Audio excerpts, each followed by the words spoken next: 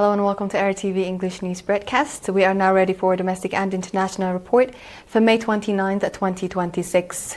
To begin with, I present you the top stories. Messages of congratulations on the occasion of Independence Day anniversary.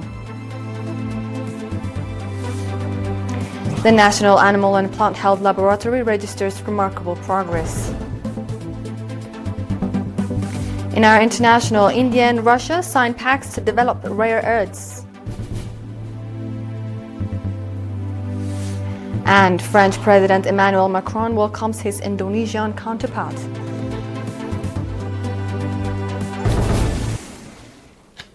Welcome back. The leaders of the Republic of Serbia and Equatorial Guinea have sent messages of congratulations to the people and government of Eritrea on the occasion of the 35th Independence Day anniversary. In their messages sent on behalf of their respective countries and themselves, President Alexander Vučić of the Republic of Serbia and President Obiang Nguema Mubasogo of the Republic of Equatorial Guinea conveyed their best wishes for good health to President Isaias Afwerki, as well as peace and prosperity to the Eritrean people. They also expressed their country's readiness to enhance mutual relations with Eritrea. In another news, the National Animal and Plant Health Laboratory, NAFL, of the Ministry of Agriculture, has registered remarkable achievements over the past 35 years of independence. The report was made by the Public Relations Division of the Ministry of Agriculture. According to the report before independence, the National Laboratory operated with very limited sections, focusing only on diagnosing a few animal diseases. At that time, the report indicated no more than 600 samples were analyzed annually. Currently, however, the laboratory diagnoses up to 16,000 samples per year, while its operational capacity has reached to more than 12,000 samples per month. The report further stated that the laboratory's main responsibilities currently include the diagnosis of animal diseases, the diagnosis of plant diseases and pests, animal feed and food safety and quality testing, the production of animal vaccines, and the establishment and strengthening of regional animal and plant health laboratories. Since 2023, the National Animal and Plant Health Laboratory has produced more than 3 million doses of vaccines, including Newcastle disease vaccine, pest the petite ruminant vaccine.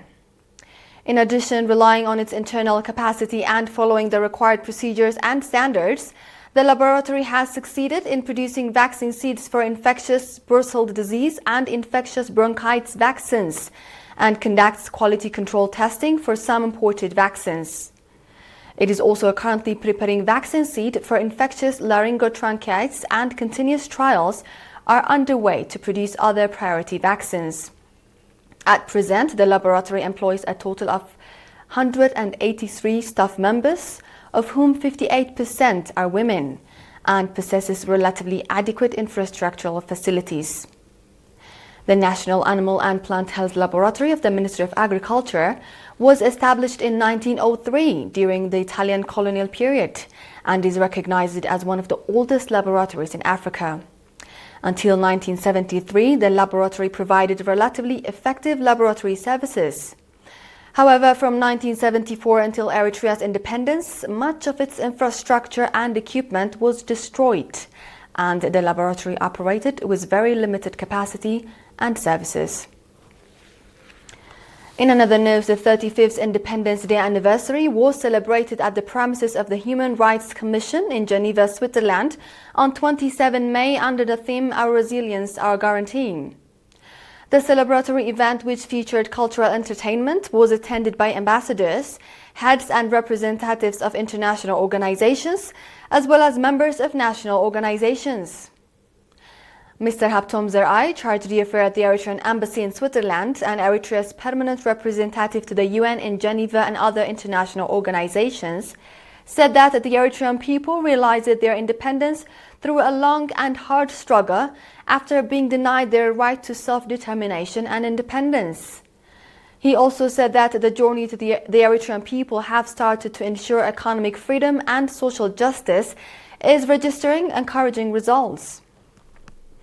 Mr. Haptom stated that the investment made over the past years of independence in water and soil conservation, education, health and other sectors has created a substantial foundation for realizing the intended future goals. At the event, an exhibition was displayed reflecting the unity and diversity of the Eritrean people, Eritrea's natural resources, as well as its diplomatic activities. Moving on, an Eritrean delegation led by Mr. Negasi Kassa, Eritrea's ambassador to the European Union, and Benelux countries participated in the Organization of African, Caribbean and Pacific States Parliamentary Group and the African-European Union Parliamentary Assembly meetings that were convened in Eswatini. The main priority of the meetings, which were conducted separately and in groups, was to ratify and strengthen the Samoa Agreement, which replaced the Cotonou Agreement. Experts also provided briefings regarding the new agreement. After hearing the report of the Secretary General, the participants discussed the upcoming Ministerial Council of the Parliamentary Group, the African region and the European Union, and adopted recommendations on the draft resolution. At the meeting with the European Union, the Eritrean delegation underlined the importance of giving due attention to the values of African countries. The participants also discussed the role of regional organizations and parliaments in ensuring peace and security in Africa. The meeting also ratified the recommendations presented by the African and European Union Ministerial Council.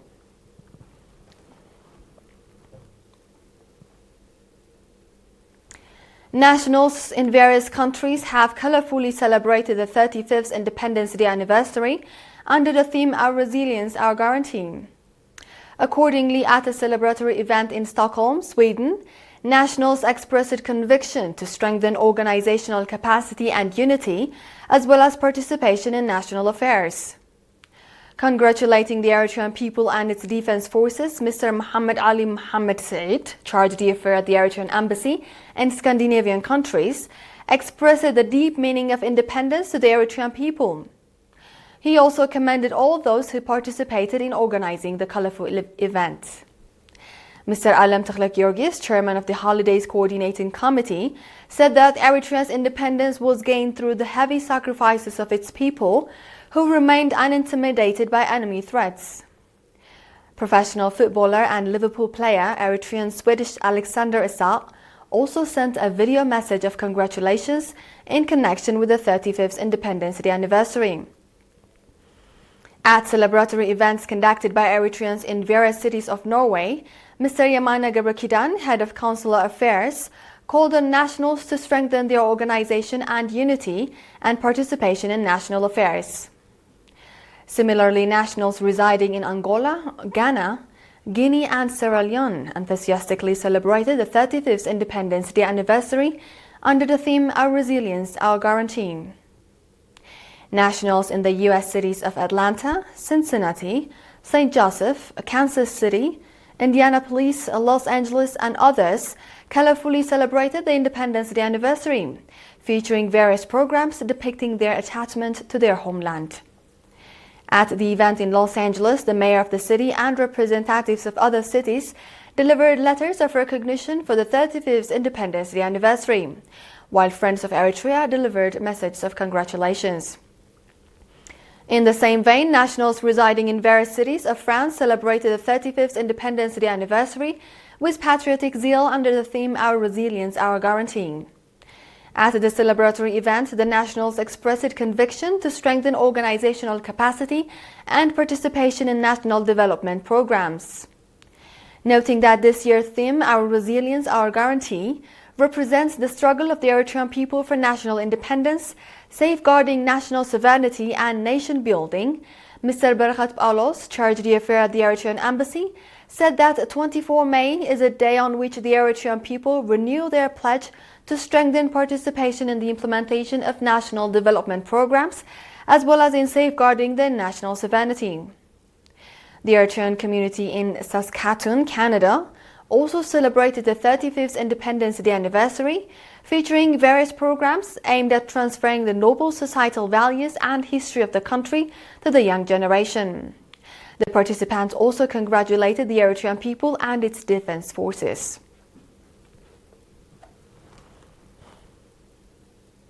With this, we conclude our domestic news for this session. Dear viewers, do stay tuned, for we shall be back with the international ones after the short break.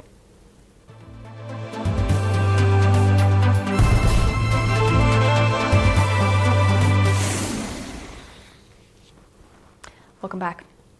Now, the global arena, India and Russia are collaborating to develop technologies for making rare earth magnets, which are key for industries ranging from electric vehicles to renewable energy. Rare earth magnets are described as the unseen foundation of the green economy, being key components in computer hard drives, wind turbines, electric motors, biomedical devices, and other industrial applications. India's consumption of rare earth permanent magnets is expected to double by 2030. The South Asian nation is home to the world's third largest reserves of rare earths at 6.9 million tons, though it mines only a small part of it. Russia holds an estimated 658 million tons of rare metals, including 28.5 million tons of 15 rare earth types, according to the Natural Resources Ministry. Global interest in rare earth minerals has been rising amid growing trade tensions between Washington and Beijing. China, the world's largest producer of rare earths, has restricted exports in response to U.S. tariffs, sparking supply disruptions for the automotive and other high-tech industries. In today's final report, French President Emmanuel Macron welcomed Indonesian President Prabowo Subianto in Ali's presidential palace in Paris on Thursday. The meeting aimed to enrich cooperation between the two countries on defense, energy, agriculture, and transport, among others. The meeting in the French capital, comes exactly 1 year after Macron's visit to Indonesia. President Macron said that the partnership between Indonesia and France was more relevant than ever, and that he will also discuss with Subianto the conflict in the Middle East and the closure of the Strait of Hormuz, which has heavily impacted fuel prices in many Asian nations. Indonesia has recently increased its fuel support budget to shield people from the impact of rising global crude prices.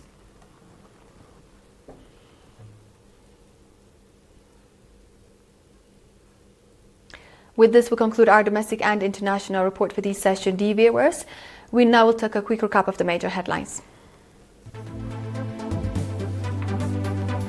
Messages of congratulations on the occasion of Independence Day anniversary.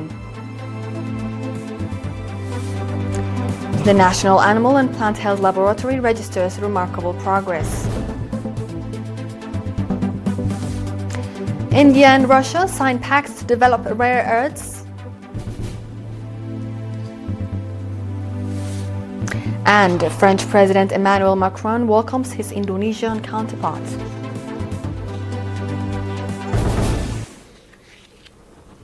This was The World on Friday with ERi-TV English News Broadcast. Dear viewers, from all of us here, thank you for watching.